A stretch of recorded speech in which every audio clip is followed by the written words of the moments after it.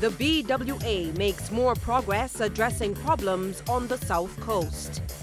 The port revokes parking privileges for some taxi operators. And in sports, Shea Hope smashes a ton to level the ODI series with Bangladesh. Credible, balanced, committed. This is the CBC Evening News.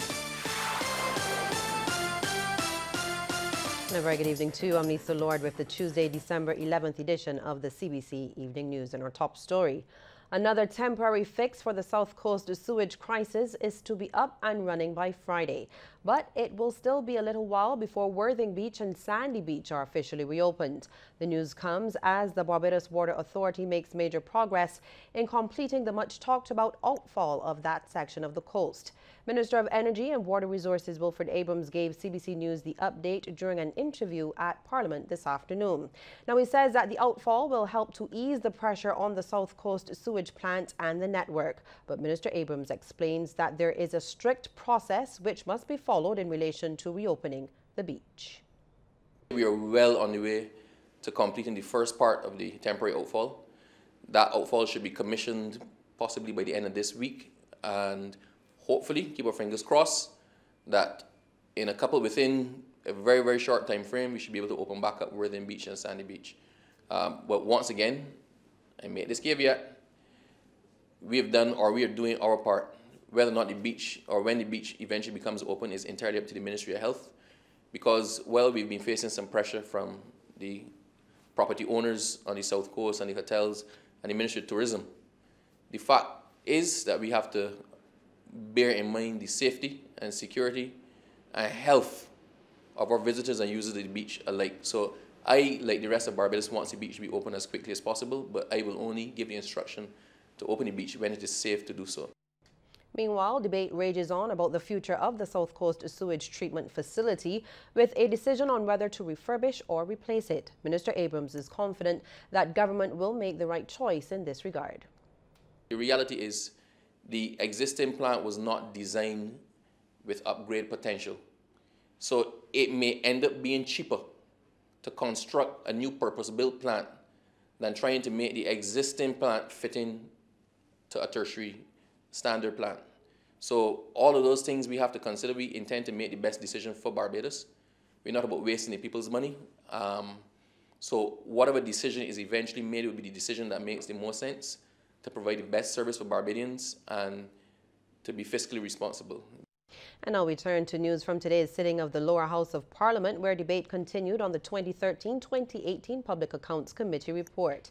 In his presentation, Culture Minister John King described what happened under the last Democratic Labour Party administration as a complete breakdown of how things are supposed to go. He says that it's unfortunate the information revealed in the report now means that the current set of parliamentarians are under far more scrutiny than ever before. It is time for us to put aside all the other things and concentrate on getting Barbados back to its position. It is a position, and I dare say it is a position of leadership. Not control, but leadership. Leadership that says that Barbados is a place that makes decisions that are sound, that Barbados is a country that adheres to the rule of law. The Minister of Maritime Affairs and the Blue Economy, Kirk Humphrey, has harshly criticized the members of the last administration for failing to appear before the Public Accounts Committee when summoned. He says that Parliament is the highest lawmaking body in the country and should be treated as such.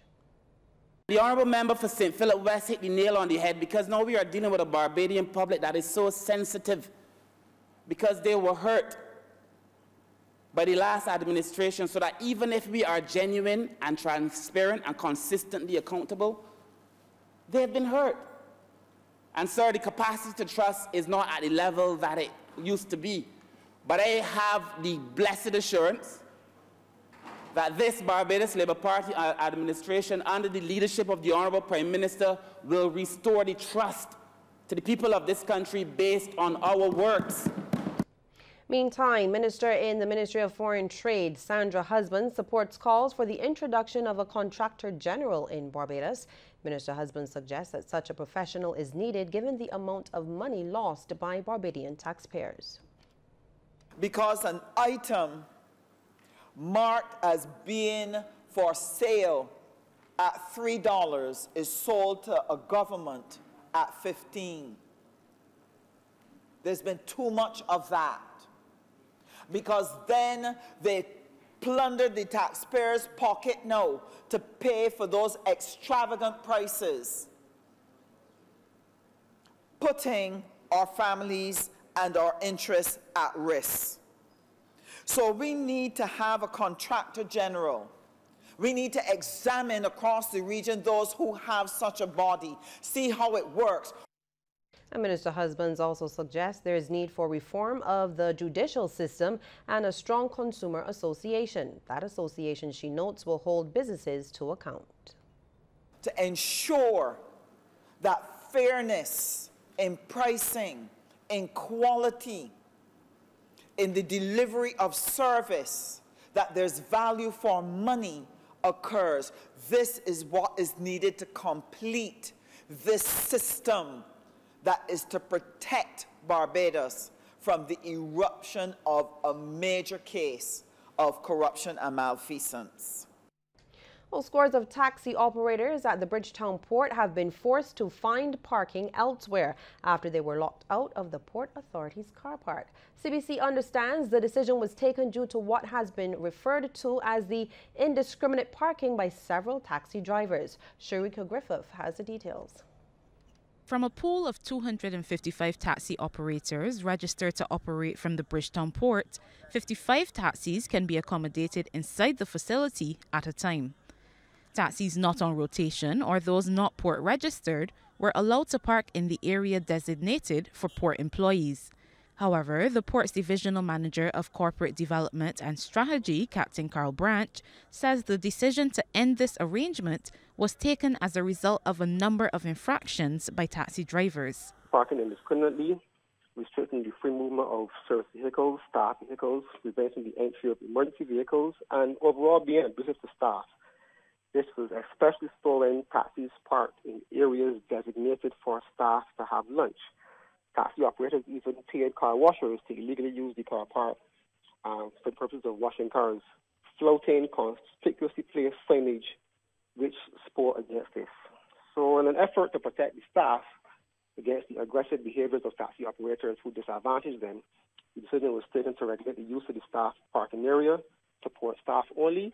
Captain Brandt says taxi operators have, however, been given the option of applying for a security card to gain access to the car park at a cost. That cost is yet to be determined. President of the Bridgetown Port Taxi Co-op Society, Charles Lane, says a solution which could accommodate another 30 taxis is in the works. The port is supposed to make some way for us to park extra parking soon from now. So all I have to do is have patience and wait on that, yeah. Any idea of how soon? No, we don't. Up to yesterday, one of the managers and I were looking at an area here where we can push off and have the guys park. But it's going to take some time. Captain Branch confirmed the proposal is being considered, but a decision will only be made after careful consideration. We're only in the preliminary stages of looking at the designated area. The decision cannot be made in isolation because, as I said, this area was an area prepared specifically for the traversal delay of cruise passengers. So there will be an impact on those passengers who are leaving the area. There are also obviously free flow concerns, safety concerns. So the decision cannot be made hastily at this time. In the meantime, taxi operators have been parking on the streets as close to the port as possible. Several who parked in no parking zones or in corners have received tickets. Sharika Griffith, CBC News. And some sad news now. Police are conducting investigations into the circumstances surrounding the unnatural death of a baby boy yesterday afternoon. He's 3-month-old Neymar Jules. Neymar's parents both live at Boscobel in St. Peter. Police say that the child was discovered by staff unresponsive while at a daycare and preschool where he was registered.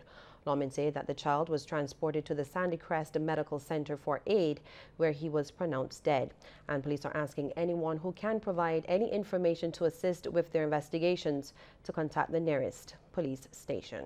Barbadians are being asked to do what they can to support retrenched workers. This plea from Barbados Workers Union Deputy General Secretary and Director of Organizing, Dwayne Paul. He says it's important to remember those being laid off were selected due to the last-in, first-out system and not because of their performance on the job. People are treating these workers as though they have committed some sort of crime and they're being shuffled out as being unproductive or they didn't work or anything like that. There's no assessment in any of these decisions about how people perform. The reality is that we do not have any information to judge how people perform. These are people who have been selected by a system that looked simply at the date that they were hired, and they have committed no offense in their workplaces or otherwise. And Mr. Paul was speaking just before a meeting with some Barbados Agricultural Management Corporation workers at Solidarity House. He revealed that they were not able to reach all of the workers and would be holding another meeting at a later date. Mr. Paul says in the meantime, a number of things need to be put in place for those workers. They have loans, and we need the financial sector to understand that these workers are being sacrificed so that they can continue to make profits. And arrangements should be made to address these workers. On the health front, we need to look at the medical and maintaining medical program for these workers. These workers have not committed any infractions. And wherever and however we as a society can help these workers, we need to come forward and help these workers. It pains me to hear some of the foolish comments being made about workers who are being displaced in this island. Well, Barbados needs more legislation focusing on the standard of care for the elderly. And that's the view of graduate student at the University of the West Indies Cave Hill campus, Juliet Cumberbatch. She was speaking after presenting the findings of her research entitled Investigating the Financial, Psychological and Social Impacts of Families Caring for Their Elderly Relatives in the parishes of St. Lucie and St. James. Rianne Phillips reports. Each year, Barbados celebrates scores of centenarians. And 2018 is no different, as over 15 have reached that milestone so far. Given these developments, graduate student Juliet Cumberbatch is convinced more elder care legislation is needed as the population of elderly citizens continues to expand. We kind of lack policy. Our policies since 2012 have been approved but not proclaimed.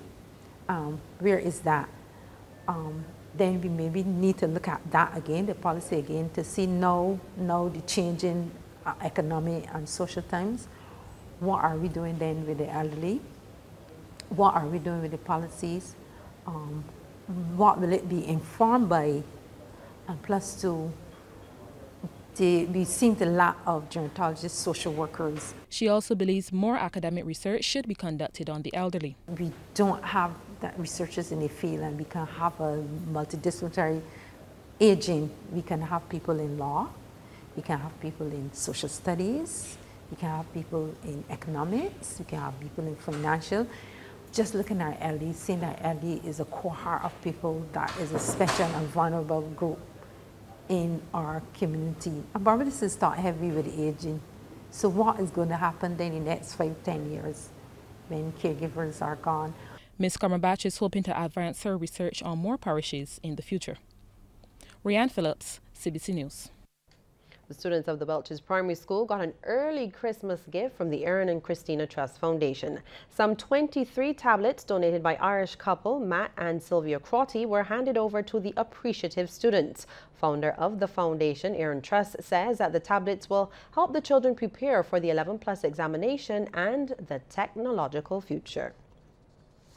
We feel there are going to be very few jobs you're going to be able to do in the future without knowing how to use devices like these and using technology. So that's why these tablets are an opportunity for you to learn, for you to do better at school, and to better prepare you for your future. Now, it's a project started by Christina and I, and we work very hard to do this every year. We're fortunate that we've grown the project to almost 30 government primary schools, and this year we try and grow the number of tablets every year, but this year we're presenting 1,000 tablets to Class 3 students like yourselves. Now, if Barbados is to safeguard its future, more families should be exposed to programs that foster the development of the right attitudes.